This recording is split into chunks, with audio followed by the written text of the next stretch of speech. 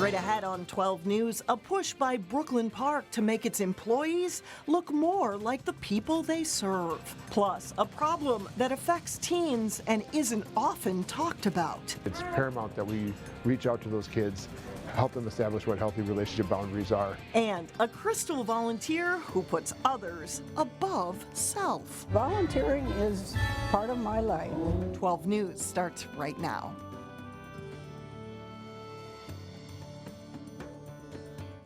Hello, and thanks for joining us. Brooklyn Park is the 6th largest city in the state, and it's also one of the most diverse. And now city officials want the staff to more closely reflect the community it serves. Reporter Sonia Goins has more. You don't have to go very far to experience different cultures in Brooklyn Park. The city is a melting pot. A little over 50% of the population is non-white. I don't mind going to St. Paul, Minneapolis, and say, well, you know, we're a little more diverse than you guys are. Mayor Jeff Lundy is proud of his diverse city, but says there's a responsibility component to the varying cultures. You want people when they come into City Hall to feel welcomed, and I think people feel more welcome when they see people of, you know, similar cultures. In 2009, only 4.6% of the city staff members were people of color. In 2016, that number jumped to just over 12%. We try to say, hey, what can we do to get the right candidate first? They have to be the right candidate, and then see if we can, you know, be more reflective of our community. So I can put some of these in here. Woki Freeman is still getting acclimated with her new role as assistant city manager. A native of Liberia, Freeman beat 146 other candidates for the job. It definitely was not a catwalk. I was not handed the position. She's hoping to recruit other qualified people of color for staff positions. And I believe that a city with a staff of over 400 individuals should reflect in some way the diversity of our community. Officials want to diversify the whole staff, including police and fire departments, but that might be easier said than done. The folks doing the hiring say they have a hard time finding qualified candidates. If I go over to the technical college today and poke my head into any of the firefighting classes, mostly filled with young white men. The city's fire department recently changed its public education program in hopes of connecting with potential job candidates at a younger age. Some of these kids sitting on the floor in the gymnasium who are hearing fire education messages and then go outside to see the fire truck, maybe in some of those we start to get little boys and little girls of color who want to be firefighters. In Brooklyn Park, Sonia Goins, 12 News. And several city departments are hiring. The police department has 8 officer vacancies and 3 cadet positions. A Brooklyn Center woman and 2 others from St. Paul were arrested in Chicago this week carrying more than $3 million worth of heroin and opium. 52-year-old True Tao of Brooklyn Center on the right was arrested Tuesday at O'Hare International Airport. Pa Yang and Mai Vang are from St. Paul. They each face felony drug charges. They were coming back to the U.S. from Laos when the 3 were selected for a random baggage inspection at the airport. Agents found 470 packets concealed within bags of tea leaves. Now, the drugs weighed more than 70 pounds, and the women were due in court today. The grandmother of a young girl who was found hanging from her bed in a Brooklyn Park foster home is suing Hennepin County and several social service agencies. The body of Kendrea Johnson was found hanging from a jump rope in 2014. Now her grandmother, Mary Broadus, is seeking $20 million in damages. She claims in a federal lawsuit that the county knew the 6-year-old was suicidal, but those concerns were ignored. The suit cites what it calls a pattern of indifference in this case and others. Now to a topic that's not often talked about. It is estimated 1 out of every 3 teens is a victim of emotional, physical, or sexual abuse while dating. And dating violence is different than a domestic violence situation. So that's very different than when you're around hundreds of students in a day. That might take shape in bruising on the arms, being held up against lockers, not allowed to leave cars in a high school situation. It's estimated 1.5 million high school students will experience dating violence each year, yet only 1/3 will ever tell anyone. Youth don't always want adults in their life anyways, let alone their dating life. Warning signs can include isolation from friends and family, constant communication with one person, clothing and appearance changes, or noticeable online online behavior changes. We have staff at Brooklyn Junior 1 day a week, Park Center 1 day a week. We have people at Osseo 2 days a week. Barton Erickson and his team at Cornerstone work with teens at area schools. Erickson spoke to a group at Brooklyn United Methodist Church as part of a monthly series on domestic violence. He says it's important to listen to teens and don't judge. Their early dating experience could lay the foundation for troubled relationships as an adult. You know, when that gets messed up, creating a new relationship as a healthy adult, it's paramount that we reach out to those kids, help them establish what healthy relationship boundaries are, and they can move forward successfully when they're dating. Cornerstone has resources on its website specifically for teens and those for parents, and that includes signs of healthy or unhealthy relationships. After a lengthy discussion, a former golf course in Plymouth is now set to become a neighborhood with new homes. The Plymouth City Council on Tuesday night approved a new development by Pulte Homes on the site of the former Bayesian Oaks golf course. It includes 124 single-family homes and 51 row townhomes. The City Council approved the project, but not before a 2-hour discussion about traffic and where to put access to the new neighborhood. The City Council ended up deciding on an intersection at 56th Avenue, which is near a hill that causes some traffic safety issues, especially for existing neighbors from the south trying to turn left onto Cheshire Parkway. To help improve safety, the developer agreed to pay for what's called an intersection conflict warning system, something that currently does not exist in the city. It alerts drivers of approaching cars to help them make safer turns. Some neighbors also wanted to lower the speed limit. However, the city does not have the ability to raise and lower speed limits, something controlled by MnDOT. Volunteers are the backbone of many organizations that give back to the community. As Elaine Cleveland reports, the city of Crystal honored many of its volunteers who help with senior activities, and that includes one who's been doing it longer than most.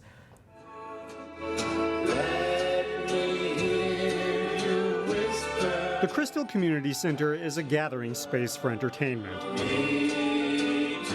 But on Wednesday morning, these seniors came together for more than just the opportunity to be serenaded. It's a very special day to recognize them and thank them for their year of community work. In this friendship center, seniors can socialize and take part in different activities. But none of it would be possible without the hard work of volunteers. We rely on them a lot, and so do the seniors that attend the activities. Hey, Jerry. Contributing your time to help out a cause is a selfless act. Yet among this group in Crystal is one woman who's taken it to another level. I do whatever has to be done around here, which is what all of our volunteers do. The only difference is that Levita's Walk has volunteered here since 1991. She has devoted a ton of time. Mary Adams did the math and figured out it was 7 years of full-time work. This is good stuff, you know. For anyone keeping track at home, that's 15,000 volunteer hours covering a span of 25 years. Not bad for a woman in her 90s. I just didn't want to sit at home in a rocking chair and twiddle my thumbs or crochet or knit, or I still do some of that, but not very much. Congratulations, good to see you. Well deserved. As a token of appreciation for Levita's dedication, Crystal Mayor Jim Adams honored Levita with an official proclamation. I, Jim Adams, Mayor of Crystal, hereby proclaim Wednesday, May 11, 2016 as Levita Zwack Day in Crystal. A kind gesture for someone who's given so much to help others. Volunteering is part of my life. I don't look forward to the day that I have to give it up. In Crystal, Blaine, Cleveland, 12 News. Levita is actually a resident of Maple Grove, but she said she makes the drive because she feels at home with the people at the Crystal Community Center. And I think after all that volunteering, she deserves her own day over there in Crystal. Absolutely. She doesn't look 90 plus. Maybe the volunteering had something to do with it? I would guess. Coming up, something we should do to avoid a big headache for loved ones later on. And we dive into wills and estate planning next. And then later in sports, Breck takes on Wayzata in a girls lacrosse matchup. But first, a break from the rain. Even sunshine is possible on Thursday. We'll be right back. Welcome back. It is something many of us don't like to think about, but we should. Yeah, what happens to your stuff after you die? Well, there are steps you can take now to make sure your plans are in place, and reporter Shannon Slatton shares what to consider in today's Money Savers.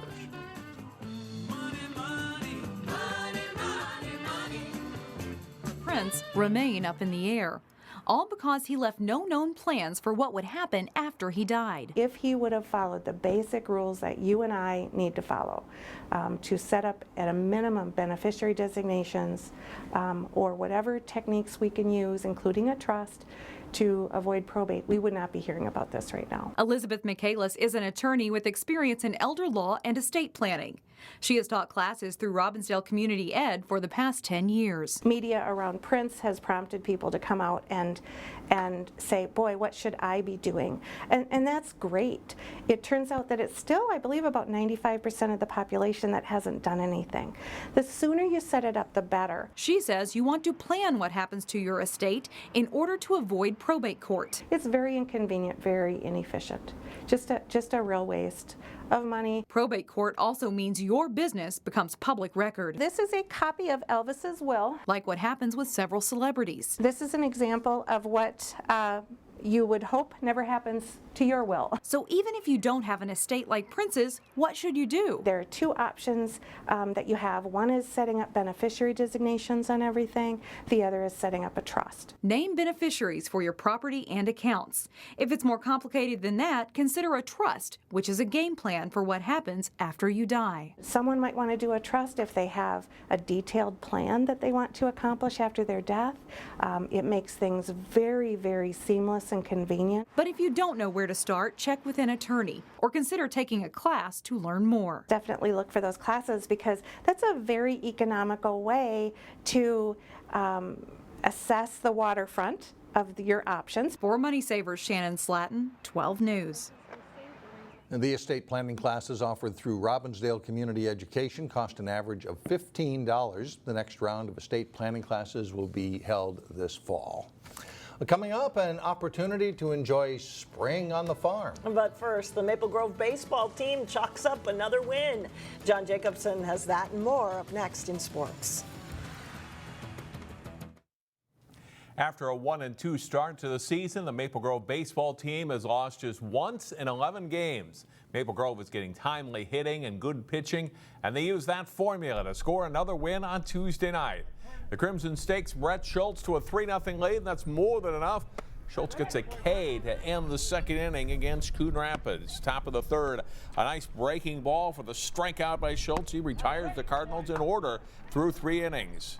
Top of the seventh, he'll get a little help from his defense. Shortstop Isaac Collins making the nice play on the slow roller to get the put out at first. And Schultz ends it with another K. He strikes out 10 in the game and gives up just 4 hits, and Maple Grove wins it 3-1. With the win, Maple Grove remains a half game behind Totino Grace in the Northwest Suburban Conference standings, tied with Champlin Park. The Eagles and the Rebels also won their games on Tuesday. Centennial is in 4th place at 6-3 in conference games, followed closely by Elk River, Armstrong, and Anoka. Osseo is 5-4, and Park Center is 3-6 in the league, in 10th place in the 14-team conference. The Champlin Park softball team had won 4 of its past 5 games heading into their Tuesday matchup with District 11 rival Blaine. And Blaine will get on the board as Taylor Bross hits a grounder up the middle. Mary Pardo scores to make it 1-0 Bengals in the top of the first. A bizarre play here. Amelia Lukow lets a foul fly ball to left. Laura Klepner makes the catch. Lead runner Ramsey Parent is caught in a rundown. Then the throw to third is dropped, but Holly Blaska still tags Bross out. Parent is ruled out of the baseline, and she's out too. It's a triple play for the Rebels. Second innings. Blaine's Maddie Peterson connects. There's a solo home run, and it's 2-0 Bengals on Peterson's blast. Champlin Park responds. Blaska delivers a hit to right. Klepner slides in with the second of 2 runs on the play, and it's 2-2 in the second. Same inning, and Sam Proctor bloops a hit over third. Haley Mazzei scores, and the Rebels have a 3-2 lead. But it's mostly Bengals from there. Haley Sheff with a sinking liner that falls in. Cassidy Eppenberger scores. Cassidy Shalene scores right behind her. The third runner, Kylie Cassidy, tagged out by catcher Proctor. It's 5-3 Bengals. Trailing 9-3, Champlin Park gets 1 in the 6th. Jordan Johnson's hit is off the third baseman's glove. Alaska comes around to score from second, but that's all they get, and the Rebels fall in this game 9-4. Wayzata's girls lacrosse team has played a tough schedule this spring, competing in the Lake Conference, and Tuesday night they faced a Breck team ranked in the top 10. Trojans 3-2 in their past 5 games, traveling to Breck for this one. The Mustangs strike first. Grace Taylor to Eloise Sharan, and Breck's leading scorer puts her team up 1-0. Sharian's 30th goal of the season. 5 minutes later, the Trojans tie it up. Haley Schmidt bouncing a shot in there for the Trojans' goal. Just seconds later, Breck counters. Kendall Kozakowski to Lauren Kozakowski. The younger sister scores. Breck is back in front. Late in the first half, Macy Groover to Polly Burns with a pass, and the freshman scores here. It's 6-3 Breck on that goal. They lead it 8-5 at the half. Early second half, Wayzata's Annika Swanson to Meg Ransom. She's Wayzata's top goal scorer this spring, and it's an 8-6 game. Schmidt nets another goal to make it 10-8, but Breck never gives up the lead. The Mustangs improved to 8-1 on the season with a 12-9 win over Wayzata. We'll have more highlights from Prep Lacrosse, probably in the rain, it looks like, coming up Thursday starting at 4. All right, thanks a lot, John. Still ahead, an opportunity to see some of Brooklyn Park's newest inhabitants. How you can meet these cute and cuddly creatures when we come back. Well, it's never too early to start making weekend plans, right? That's true, and it's early May, the grass is green, the flowers are blooming, and the baby animals have arrived. That means, of course, it's springtime at Eidem Homestead, and this Saturday, you can come see the new arrivals in person at the Homestead during their annual Springtime on the Farm event. We have a baby cow or a calf. We have 2 sheep. We've got some ducks this year. They're pretty cool looking. They're blue Swedes. And then we have our chickens, and we have baby chicks as well. You can enter the Name the Cow contest, go for a pony ride, take part in a potato planting demonstration in the garden, or decorate a pot for a plant that you can take home.